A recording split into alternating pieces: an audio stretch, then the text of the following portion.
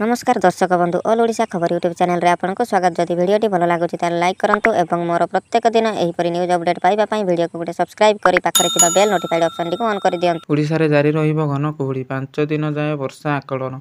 आगामी 4 दिन जाए ओडिशार विभिन्न जिल्ला रे घन कुहुड़ीर संभावना रहिछि।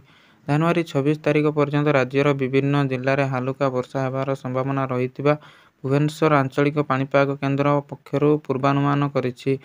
घन कुहुड़ी पई राज्यर विभिन्न जिल्ला को येलो वार्निंग जारी करा दै।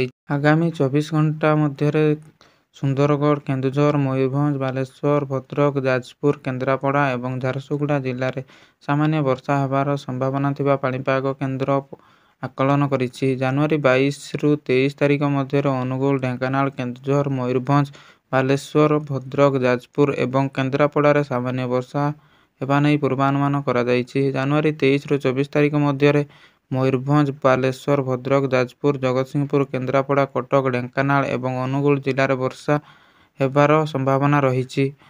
सेहिपरि जनवरी 24 रु 25 तारिख मध्यरे मयूरभंज, बालेश्वर, भद्रक, जाजपुर, जगतसिंहपुर, केन्द्रापड़ा, ढेंकानाल, खोर्धा, पुरी, नयागढ़ एवं कंधमाल जिल्ला रे सामान्य वर्षा हेबार संभावना रहिछि। जनवरी 25 रु 26 तारिख मध्यरे पुरी, गंजाम, गजपति जिल्ला रे वर्षा हेबार संभावना रहितिबा पाणीपाग केन्द्र पूर्वानुमान करिछि।